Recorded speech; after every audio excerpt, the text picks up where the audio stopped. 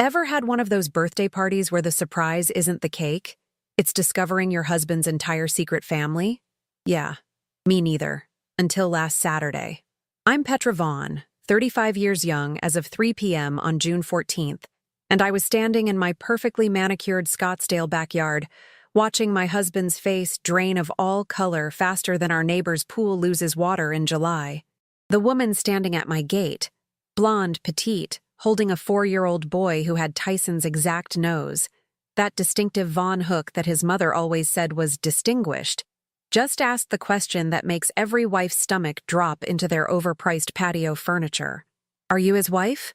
Because he told me he got divorced 3 years ago. The spatula fell from Tyson's hand, literally just clattered onto the flagstone like his entire existence was buffering. 63 people, I counted later when I was stress-eating sheet cake at 2 a.m., went silent. My sister Blythe grabbed my arm so hard I had bruises later that spelled out, "What the actual hell" in finger marks. My mother-in-law Lorraine dropped her 3rd glass of Pinot Grigio, which honestly was just foreshadowing for how the rest of her precious son's reputation was about to shatter. The kid, Quentin, wearing a Cardinals jersey that Tyson definitely bought because my husband doesn't shut up about football, looked around at all of us with those huge brown eyes and said, "Daddy? Is this the other house you told me about?" Daddy. That word hung in the desert air like a conviction.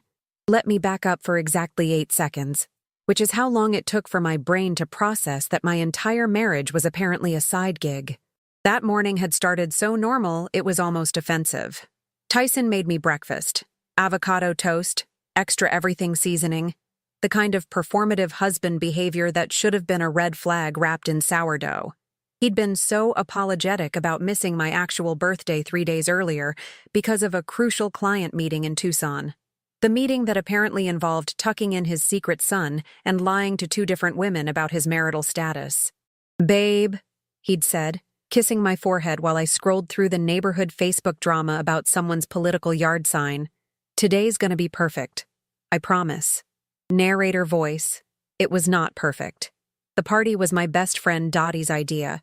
She's one of those aggressively cheerful event planners who thinks every milestone needs a theme. This one was Petra's poolside paradise, complete with tropical decorations that cost more than my first car and a taco bar that my HOA president Greer later described as excessively festive. 70 people RSVP'd yes. 63 showed up. 1 showed up specifically to detonate my life. I'd spent the morning doing that thing where you clean your already clean house because people are coming over.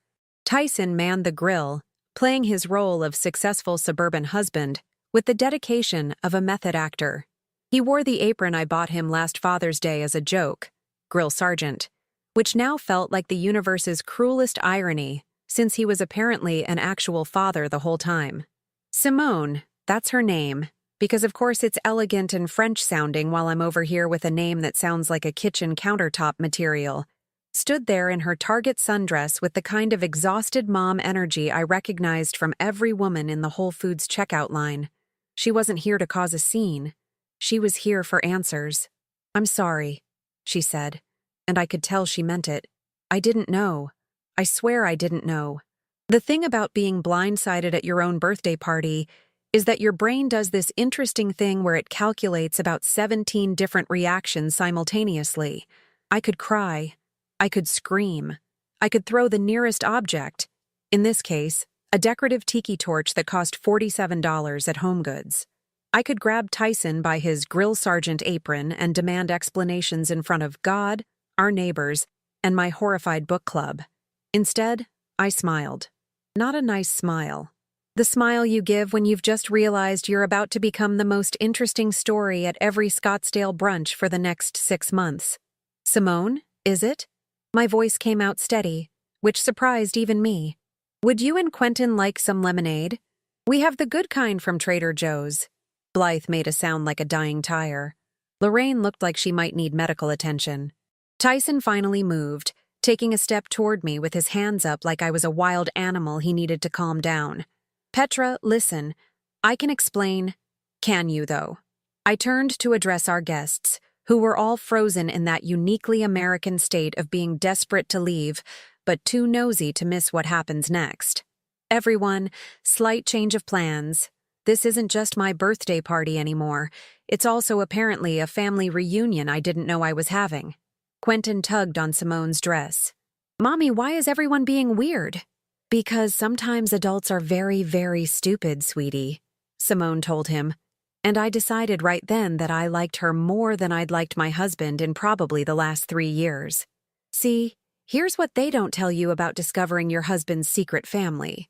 Your brain starts doing this rapid-fire Wikipedia fact-check of your entire relationship. Every work trip to Tucson suddenly gets an asterisk. Every "I'm too tired tonight, babe" gets a footnote. Every time he came home with that specific guilty energy I'd attributed to him eating Taco Bell when he promised he was watching his cholesterol, all of it gets rewritten in real time with new, horrifying context.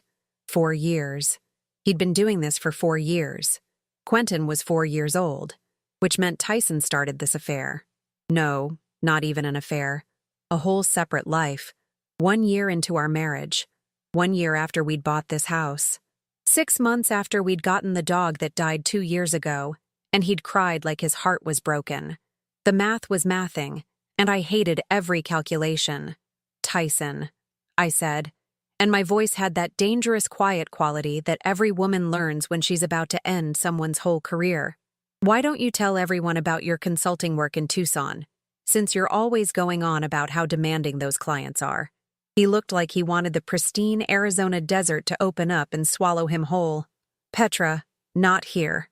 Please. Oh, I'm sorry. Is this embarrassing for you? I gestured to Simone and Quentin. Because I'm pretty sure it's more embarrassing for the woman who showed up to a stranger's house with your child expecting to find a divorced man, not a married one who's been lying to literally everyone. My friend Cleo, standing by the taco bar with a plate she was no longer eating from, whispered to her husband loud enough for everyone to hear, "I told you something was off about him." Thanks, Cleo. Super helpful timing. Simone shifted Quentin to her other hip. The kid was getting heavy, and I could see the exact moment she decided to just commit to the chaos. I found your wife's Facebook page last month. Well, Quentin found it. He saw the pictures and asked why Daddy had photos with a different lady. I thought maybe you'd remarried, so I started looking. Then I saw your anniversary post from 3 years ago. She looked at me with something that might have been solidarity. You wrote about your 5th anniversary, which meant you were married when we met. The crowd was riveting. This was better than the neighborhood 4th of July drama when the Hendersons' fireworks display set fire to their shed. He told me he was divorced, Simone continued, and her voice cracked just enough to make it real. He showed me pictures of this house and said it was where he used to live with his ex-wife. He said you'd gotten the house in the divorce and he was staying with friends when he wasn't traveling. I thought I was dating a guy who was rebuilding his life, not destroying someone else's. Lorraine finally found her voice. Simone, surely there's been some misunderstanding. Mom. Tyson's voice was hollow. Don't. And that's when I knew. That single word confirmed everything. No denial. No explanation. Just don't. 8 years. 8 years of marriage. And this was how it ended. Not with a confession or a tearful admission or even a decent fight.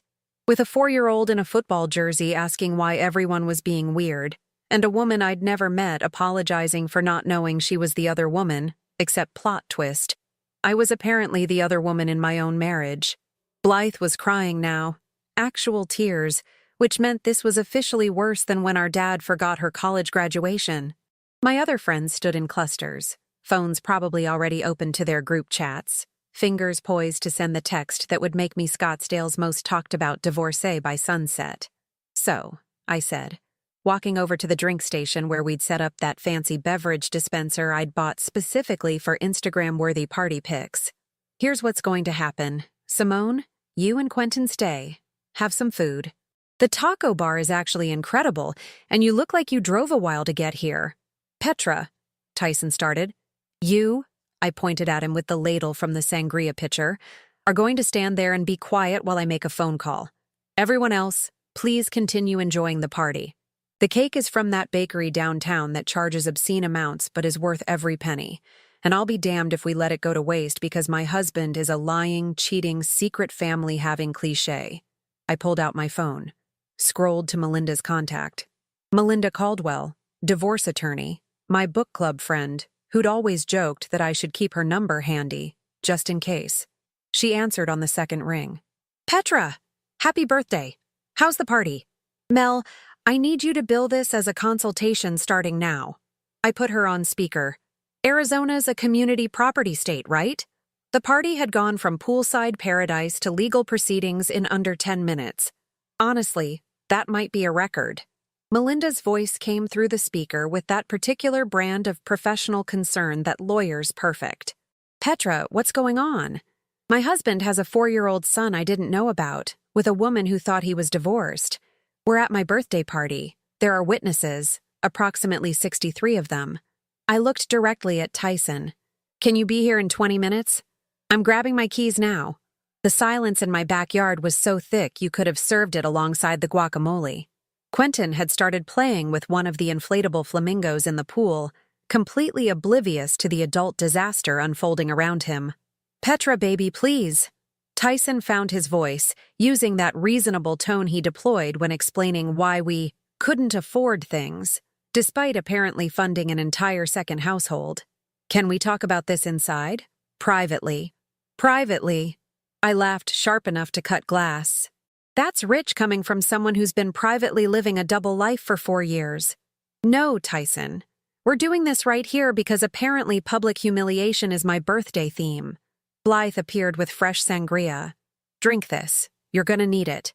I'm gonna need an entire vineyard. The mango-pineapple blend I'd perfected yesterday tasted like betrayal with a hint of citrus.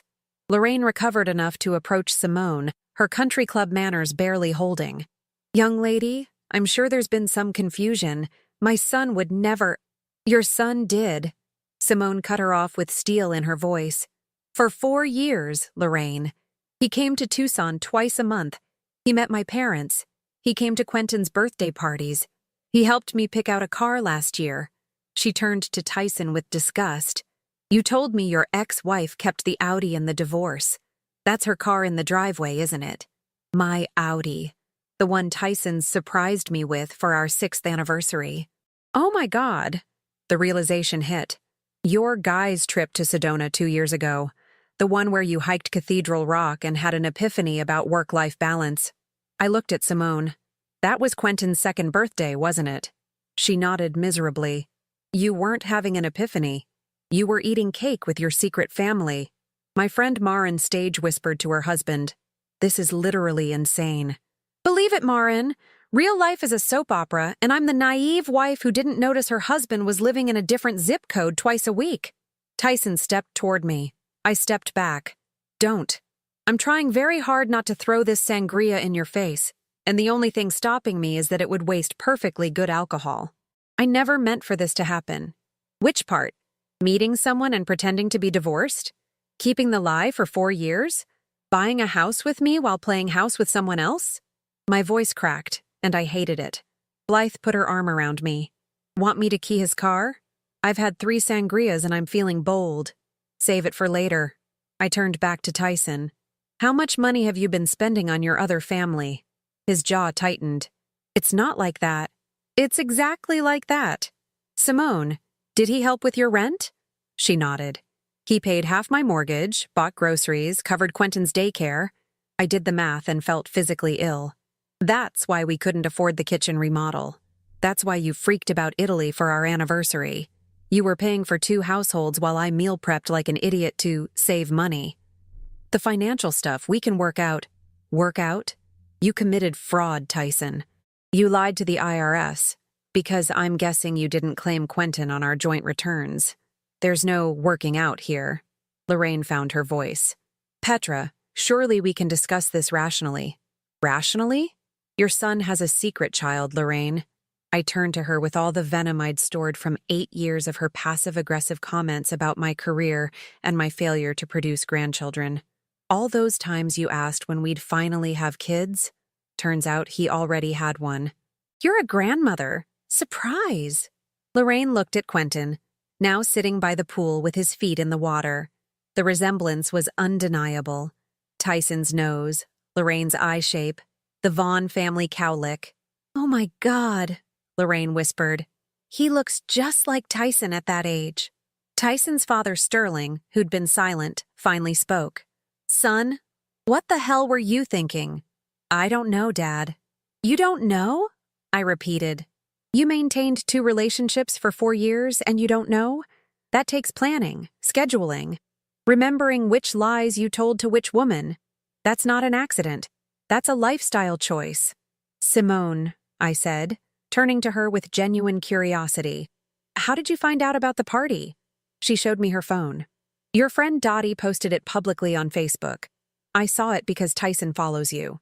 I clicked on your profile, saw all your couple photos, and realized he'd been lying about everything." Dottie looked mortified. "Petra, I'm so sorry." "Don't be.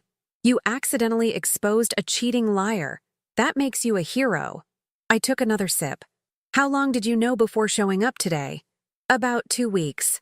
I was trying to figure out how to approach it. Then I saw the party invitation and thought, maybe I needed witnesses so he couldn't lie his way out." Simone's eyes filled. "I'm so sorry. I know this is your birthday. You didn't ruin anything. He did."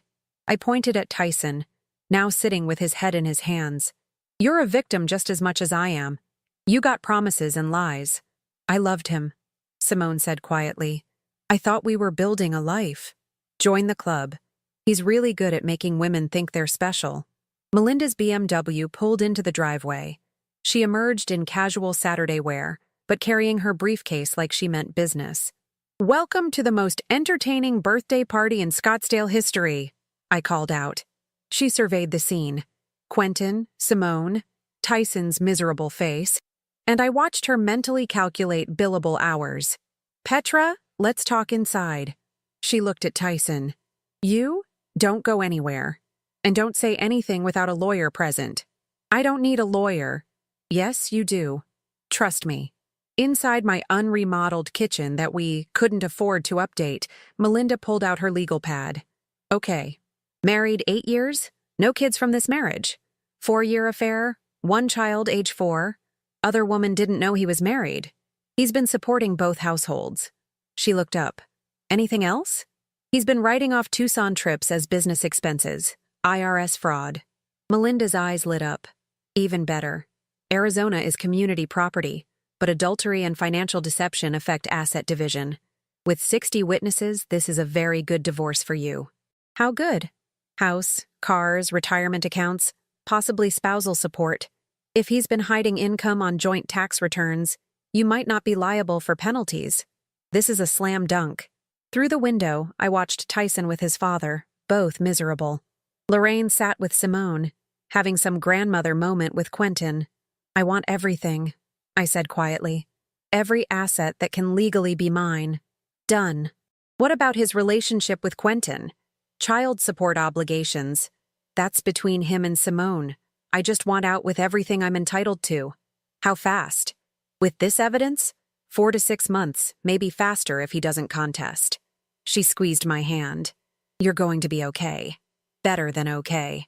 I looked at my backyard, at the party that was supposed to celebrate my 35th year, now the beginning of my new life. The decorations fluttered in the desert breeze. The expensive cake waited for a birthday girl who'd never blow out candles the same way again. But maybe that was okay. Maybe this was exactly the birthday surprise I needed. The party eventually disbanded around 7 p.m., after everyone had gotten their fill of drama and overpriced cake. Most guests left with awkward hugs and promises to check in on me soon. Translation: they couldn't wait to dissect this at their next brunch. Simone left around 5 with Quentin, who'd asked approximately 40 times when he could come back to swim in Daddy's other pool. Lorraine and Sterling took Tyson to their place in North Scottsdale, presumably for a lecture that would accomplish nothing except make him feel temporarily bad. Blythe stayed, because that's what sisters do when your life implodes on your birthday. We sat on my living room floor surrounded by the debris of my marriage, party decorations, half-eaten appetizers, and my complete and total denial from the last 8 years. "So," Blythe said, refilling our wine glasses, "what's the plan? Burn everything he owns and salt the earth?" "I meant legally. but I'm down for arson as plan B. I laughed, and it felt good. Real. Melinda said 4 to 6 months for the divorce. Arizona's a no-fault state, but his financial deception gives us leverage. I get the house, my car, half his retirement, possibly spousal support. What about his stuff? Like his clothes and his stupid golf clubs and that collection of vintage concert t-shirts he thinks makes him interesting? Tomorrow I'm packing everything into garbage bags and leaving them on the driveway. Very mature, very therapeutic. That's my girl. Blythe clinked her glass against mine. You know what you need to do first thing Monday? Hire a therapist and day drink? Change all the passwords. Bank accounts, streaming services, the HOA portal, everything. Lock him out of your life digitally before you do it physically. She was right. Tyson knew every password I had. We'd done that couples thing where you share everything because you're building a life together. Except he'd been building 2 lives, and I'd been the idiot who gave him complete access to mine. Sunday morning, I woke up on my couch with a wine headache and a text from Melinda. Meeting tomorrow, 9 a.m. my office. Bring all financial documents, bank statements, tax returns, investment accounts, credit card bills, everything from the last 5 years. I spent the entire day in my home office, Tyson's home office technically, but not for long, going through files. That's when I found it. A folder labeled TCS Consulting buried in his desk drawer. Inside, invoices, receipts, and a whole paper trail of his lies. TCS apparently stood for Tucson Consulting Services, a business he'd created 3 years ago. Except these weren't real invoices. They were fabricated documents he'd been using to justify his Tucson trips and expenses. But here's where it got interesting. He'd been writing off these business expenses on our joint tax returns. Hotel stays in Tucson, dinners, even a portion of Simone's rent listed as satellite office space. Tyson had been committing tax fraud, and my name was on those returns. I called Melinda immediately. He created a fake consulting business to cover the affair expenses and wrote them off on our taxes, I said, spreading documents across my dining table. I have invoices here for client meetings that were actually Quentin's daycare pickups. Hotel receipts for business travel that match up with photos Simone posted on Facebook of them together. Melinda was quiet for a moment. Petra, this is bigger than I thought. This isn't just adultery and lying. This is systematic fraud. You could be liable for tax penalties unless we prove you had no knowledge of this. I didn't. I signed the returns because he's the numbers guy, but I never looked at the itemized deductions. He always said it was boring stuff I didn't need to worry about. That actually works in your favor. We can argue you were deceived about the nature of these expenses. But Petra? This means he's facing serious legal consequences beyond just divorce. The IRS doesn't mess around with fraudulent deductions. My hands were shaking as I photographed every document. Good. Let them come after him. There's something else, Melinda continued. If he's been defrauding the IRS and hiding income, we need to look at all your financial accounts.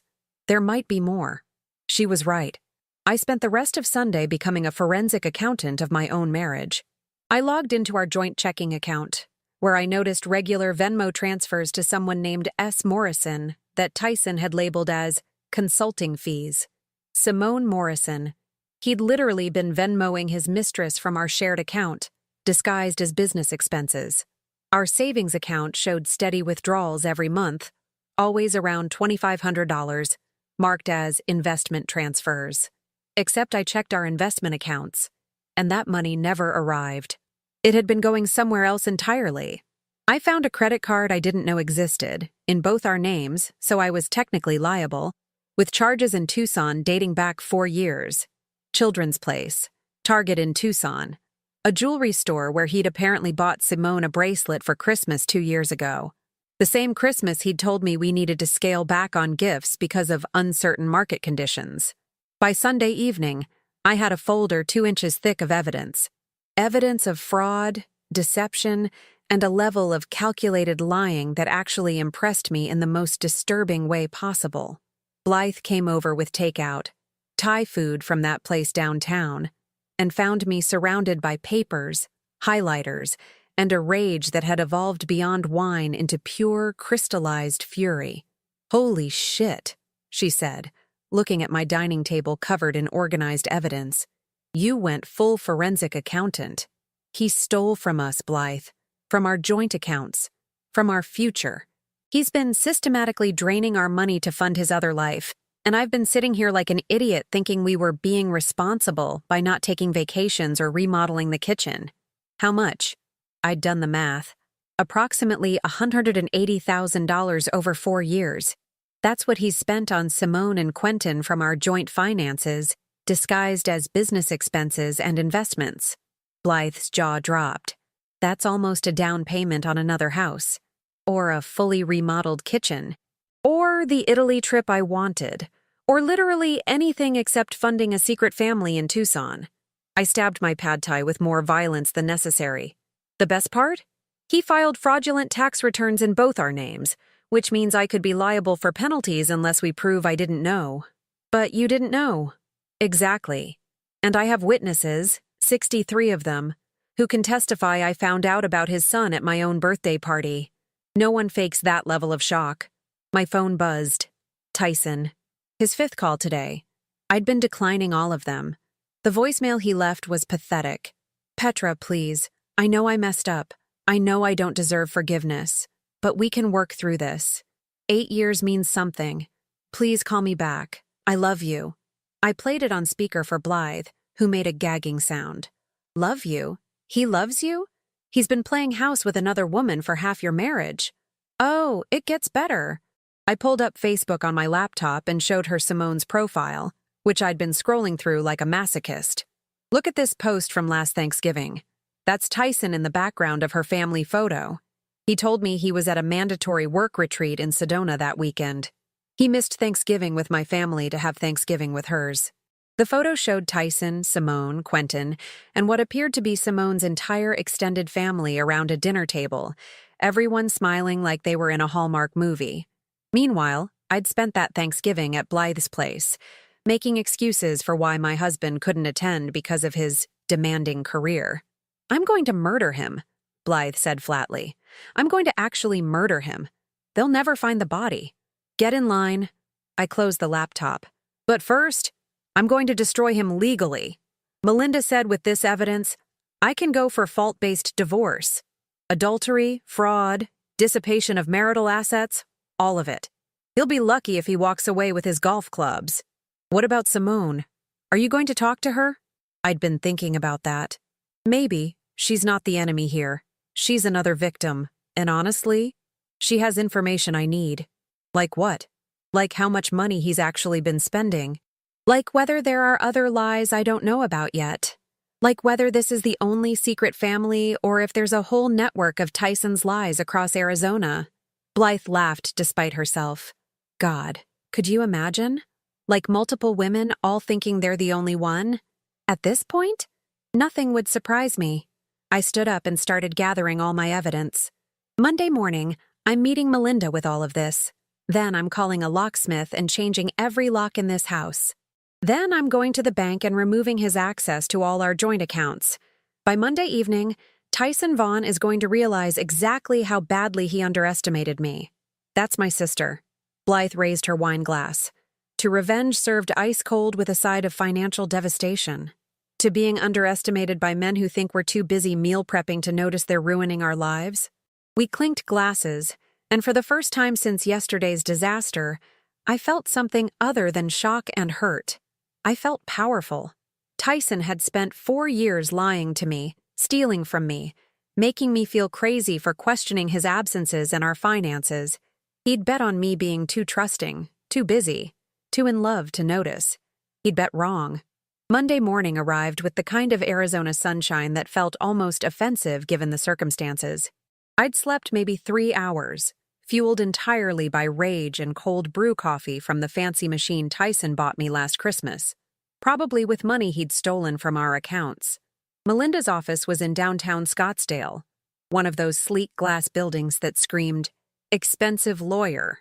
I arrived at 8:45 a.m. with 2 accordion folders full of evidence and a determination that could have powered the entire city grid. Petra. Melinda stood when I entered, her expression shifting from professional sympathy to genuine shock as I dropped the folders on her desk. What is all this?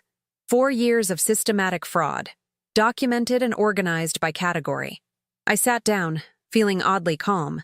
Tax fraud, dissipation of marital assets, hidden credit cards, fake business expenses, everything. She opened the first folder and started reading. I watched her face cycle through surprise, anger, and what I could only describe as predatory lawyer joy.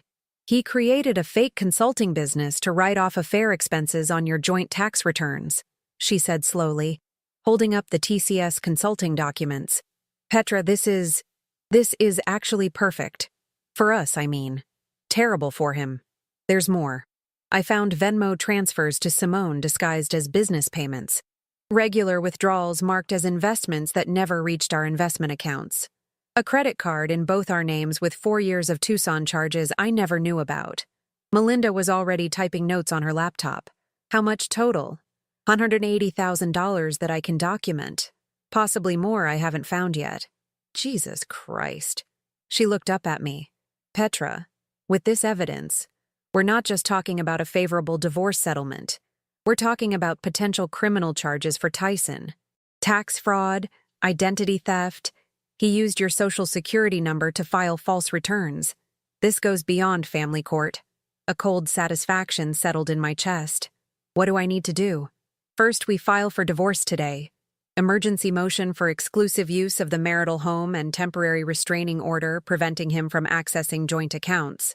Second, we report the tax fraud to the IRS. Third, we contact the Arizona bar. Wait, is Tyson licensed to practice anything? No, he's just in sales. Medical device sales.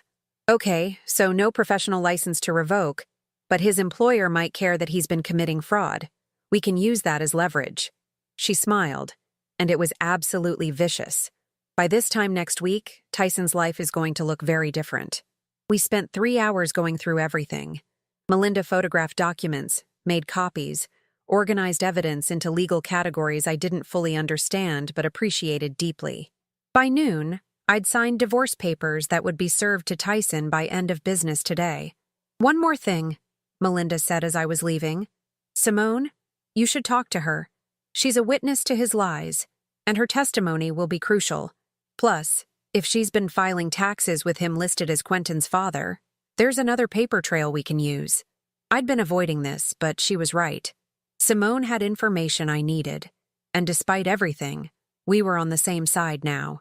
I texted her from the parking lot. This is Petra, can we meet? I have questions about Tyson's finances. Her response came 30 seconds later. Yes. Coffee? I'm in Tucson but can drive up. We agreed to meet at a Starbucks near the Loop 101 at 3 p.m., neutral territory, public enough to feel safe, private enough to talk. In the meantime, I went home and did something incredibly satisfying. I called a locksmith. How many locks? He asked when he arrived. All of them. Front door, back door, garage, side gate, everything. I handed him my credit card. And I need it done today. While he worked, I went through the house with garbage bags, packing up Tyson's things with the efficiency of someone who'd been planning this in her subconscious for years. His clothes, his golf clubs, his stupid collection of vintage band t-shirts that he thought made him look cool, but actually made him look like he was having a midlife crisis at 37. I left it all on the driveway in neat garbage bags, along with a note. Your stuff. Locks are changed. Divorce papers being served today. Do not contact me except through my attorney. Blythe showed up around 1 p.m. with lunch from Chipotle and found me standing in the driveway, admiring my handiwork. You're terrifying, she said, impressed. I love it. I'm meeting Simone at 3. Want to come? Absolutely. I need to see the woman who accidentally blew up your marriage. Starbucks was moderately crowded with the late lunch crowd. People on laptops, mothers with strollers, teenagers on summer break. Simone was already there, sitting at a corner table looking nervous and exhausted. Quentin wasn't with her, thankfully. This conversation needed to happen without a 4-year-old audience. Petra. She stood when we approached, uncertain. Thank you for meeting me. I wasn't sure you'd want to. Honestly, I wasn't sure either. I sat down, Blythe beside me in silent sister solidarity. But my lawyer says we're on the same team now, whether we like it or not. I'm so sorry, Simone said immediately. I know I keep saying that, but I mean it. I had no idea he was married. None. He showed me pictures of this house and said it was where he used to live before the divorce. He talked about you like you were his ex, someone from his past who he was still friendly with. How did you meet? Medical device sales conference in Tucson 4 years ago. He was charming, funny, seemed genuinely interested in my work. I'm a dental hygienist. We talked all night at the hotel bar. He asked for my number, told me he was recently divorced and living in Scottsdale but traveling to Tucson frequently for work. She wrapped her hands around her coffee cup. I should have seen the red flags. The way he never wanted me to visit Scottsdale. How he always had excuses for why I couldn't meet his friends or family right away. But I was lonely, and he was convincing. When did you get pregnant? 6 months after we met. He was happy about it, said he'd always wanted to be a father. He came to doctor's appointments, helped me set up the nursery, was there when Quentin was born. Her voice broke. I thought we were building a life together. I thought eventually we'd get married. Blythe, who'd been quiet until now, leaned forward. Did he give you money? Like, regularly? He paid half my mortgage, around $1,500 a month. He covered Quentin's daycare, which is $800 a month. He bought groceries, paid for things Quentin needed. I thought he was just being a good father and partner. She looked at me with something like horror. That was your money, wasn't it? Money from your joint accounts. Yeah, about $180,000 over 4 years, actually. He disguised it as business expenses and fake investments. Simone turned pale. Oh my God. Petra, I would never have... If I'd known? I believe you. And surprisingly, I did. You're a victim in this too. He lied to both of us, just in different ways. What happens now? To Tyson, I mean. I pulled out my phone and showed her the email Melinda had sent me during lunch. Divorce papers being served at his parents' house at 5 p.m. Emergency hearing scheduled for next week to freeze assets and grant you exclusive use of marital home. Also contacted IRS Fraud Division. They're interested. He's being served with divorce papers today. My lawyer filed an emergency motion to freeze all our assets and remove his access to our accounts. And we're reporting the tax fraud to the IRS. Simone was quiet for a long moment. He's going to lose everything. He already did. He just doesn't know it yet. I leaned back in my chair. I need to ask you something, and I need you to be honest. Are there any other women, any other secret families I should know about? No. God, no. I've been going through his phone records. He left his old phone at my place when he upgraded last year. It's mostly just calls and texts between us, you, his parents, and work contacts. If there were others, I'd tell you. That was something, at least. One secret family was more than enough. What are you going to do? I asked her. About Quentin and child support and everything? My lawyer, I hired one yesterday, says I should file for child support through the state. Tyson's still his father, regardless of everything else. Quentin deserves financial support. She met my eyes. I'm not trying to take anything from you. I just want what's fair for my son. That's reasonable. And honestly, the more child support you get from him, the less money he has to try to fight me in divorce court. We're accidentally on the same team. Blythe snorted. The enemy of my enemy is my friend and all that. We talked for another hour. Simone shared screenshots of texts where Tyson had lied about his whereabouts, telling her he was traveling for work on days I could prove he'd been home with me. She had photos of Tyson at Quentin's birthday parties on weekends he'd told me he was at mandatory sales conferences. Every piece of evidence was another nail in his coffin. By the time we left Starbucks, Simone and I had exchanged numbers and agreed to keep sharing information. It felt bizarre, bonding with your husband's mistress over lattes and shared betrayal, but life was bizarre now. Might as well embrace it. At 5:07 p.m., Melinda texted, "Papers served." He did not take it well. His mother called me screaming about destroying her son. I hung up. At 5:45 p.m., Tyson called. I let it go to voicemail. Then he called again. And again. By the 6th call, Blythe grabbed my phone and blocked his number. You don't need to hear his excuses, she said firmly. Let him talk to your lawyer. The voicemails he left before being blocked were predictable. Anger, denial, bargaining, promises to fix everything, threats about fighting this. The 5 stages of grief, except he was grieving the consequences of his own actions. 10 days later, the emergency hearing was almost anticlimactic. Tyson showed up with a lawyer who clearly hadn't prepared adequately for the mountain of evidence against him. Melinda presented the folder of fraud. The judge's eyebrows climbed higher and higher, and within 40 minutes I had exclusive use of the house, and all joint accounts were frozen pending full divorce proceedings. Tyson looked destroyed. His expensive suit couldn't hide the fact that he'd lost weight, wasn't sleeping, and was finally understanding that actions have consequences. "Petra, please?" He tried to approach me in the hallway after. His lawyer physically held him back. "Please, can we just talk?" "No," I said simply. "Talk to my lawyer. That's what I pay her for." The IRS investigation opened officially 3 days after the hearing. Melinda got a call from an agent who said they were very interested in Tyson's creative accounting practices. Apparently, fraudulent business deductions were their specialty, and they took it personally. By the end of that month, Tyson had lost access to our house, our money, and his comfortable life. His parents weren't speaking to him after Lorraine realized she had a grandson she'd never met, because her son was a pathological liar. His job put him on administrative leave pending the outcome of the fraud investigation. Turns out medical device companies don't love employing people under IRS investigation. Simone filed for child support, which meant Tyson now had legal financial obligations to 2 households on a suspended income. And me? I was sleeping in my own house, in my own bed, with locks he couldn't open and accounts he couldn't access. For the first time in 8 years, everything that was mine was actually mine. The satisfaction was better than any birthday cake.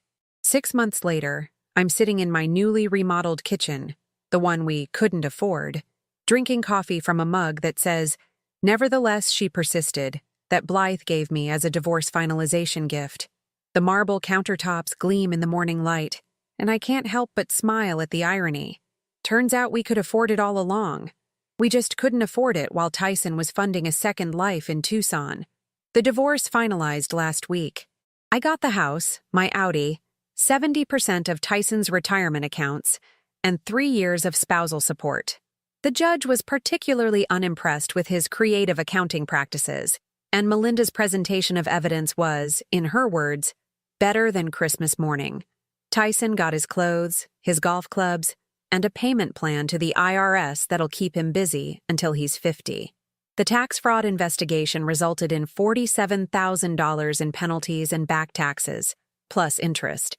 His medical device sales company terminated him after the criminal charges were filed.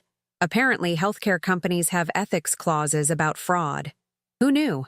He's living in a 1-bedroom apartment in Tempe now, working as a sales associate at a car dealership, trying to rebuild his life from the ground up. I know this because Lorraine occasionally sends Blythe guilty text messages asking about me. And Blythe, bless her, forwards them with commentary like, "Your former MIL is still a mess." Lorraine and Sterling, to their credit, eventually came around. After the initial shock and denial wore off, they realized they had a grandson they wanted to know. They're part of Quentin's life now, which Simone allows with supervised visits. Apparently, Sterling told Tyson he was deeply disappointed in him, which in stern father speak is basically being disowned. Simone and I meet for coffee sometimes, which would sound insane to anyone who didn't live through what we did.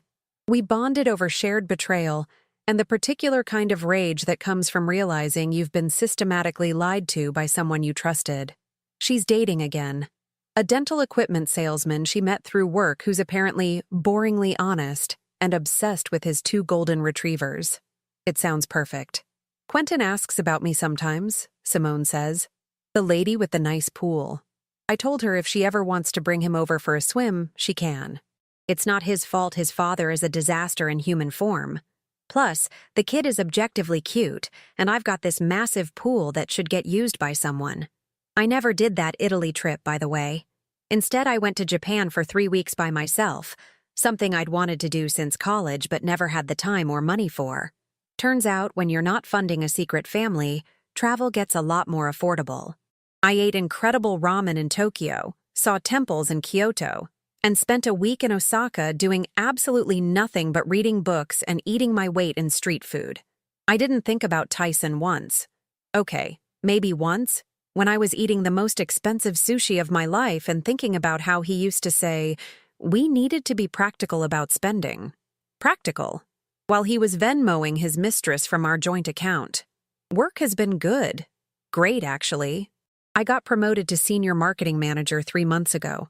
Turns out I'm significantly more productive when I'm not constantly anxious about why my husband is too tired, or too busy, or too traveling to be present in our marriage. My boss said I've really come into my own this year, which is corporate speak for wow, you seem much happier now that you're divorced.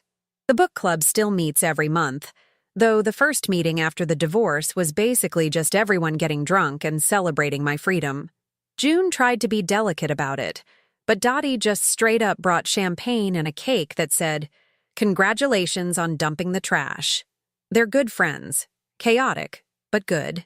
My dating life is, well, it exists, which is more than I expected 6 months ago. I'm not looking for anything serious. Honestly, the idea of trusting someone again makes me want to break out in hives, but I've been on a few dates.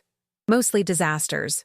One guy who was nice but boring, and one promising second date scheduled for next week with an architect named Brooks who seems emotionally available and has never been married. Low bar, I know, but I'm working with what I've got.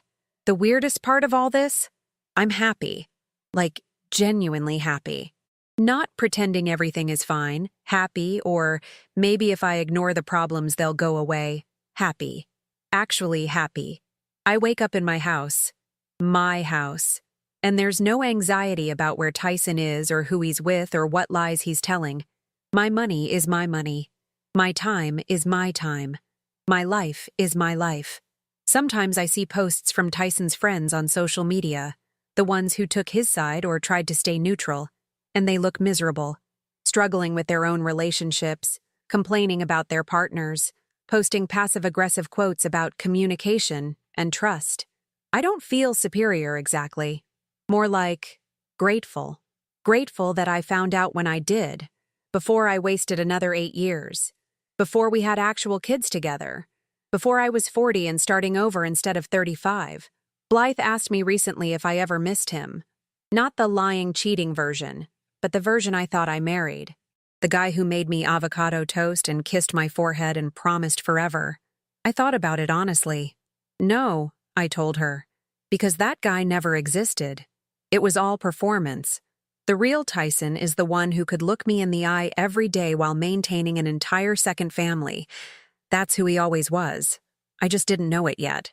She nodded, satisfied. Good, because I was prepared to stage an intervention if you said yes. The house feels different now. Lighter. I repainted the bedroom, replaced furniture, changed everything that reminded me of him. The guest room is now my home office. The garage has my stuff in it, not his golf clubs. The refrigerator has my weird kombuchas and expensive cheese that he used to complain about. I'm relearning who I am without being defined by marriage, by partnership, by the constant low-level stress of being lied to. Turns out I like vintage vinyl records. I'm really good at pottery. Took a class and discovered I have actual talent. I enjoy mornings alone with coffee and silence more than I ever enjoyed mornings navigating around someone else's mood. Last week I got a Facebook friend request from a woman named Cleo Morrison, Simone's sister. She sent a message with it. Simone talks about you all the time. Thanks for being cool about everything. Most women wouldn't be. I accepted the request and wrote back, most women don't get blindsided by a secret family at their own birthday party. We're all just doing our best with absolutely insane circumstances. She responded with laughing emojis and, fair point. If you're ever in Tucson, drinks on me. Maybe I will. Why not? Life's too short to hold grudges against people who were victims of the same liar. The other day, I was at Target, where all important life moments apparently happen, and I ran into one of Tyson's old golf buddies. He saw me, looked uncomfortable, and tried to duck into the camping aisle to avoid conversation. I cornered him anyway. Hey, Marcus. Petra. Hi. How are you? Holding up. I'm great, actually. Kitchen's remodeled, went to Japan, got promoted. Life's pretty good. I smiled sweetly. How's Tyson? Marcus shifted uncomfortably. He's, you know, dealing with everything. Yeah, consequences are hard. I grabbed the fancy candles I came for. Tell him I said thanks, actually. The divorce settlement is paying for a lot of things I always wanted but couldn't afford. Turns out we could afford everything. Wild how that works. I left him standing there, probably composing a text to Tyson about the crazy ex-wife. Except I'm not crazy. I never was. I was just married to someone who made me feel that way by lying constantly and gaslighting me into doubting my own reality. There's a particular kind of freedom that comes from realizing you're not the problem, that you never were, that all those times you felt crazy for questioning things, you were actually sane. You were picking up on legitimate red flags that you'd been trained to ignore. So here I am, 36 years old, divorced, sitting in my newly remodeled kitchen that I paid for with my cheating ex-husband's retirement money, planning a second date with an architect who's never lied about having a secret family. And I can honestly say this is the happiest birthday year of my adult life. Turns out the best birthday present I ever got was the truth, even if it did come gift-wrapped in public humiliation, financial fraud, and a 4-year-old in a Cardinals jersey. Some gifts you never knew you needed until they explode your entire life. And then you realize they set you free.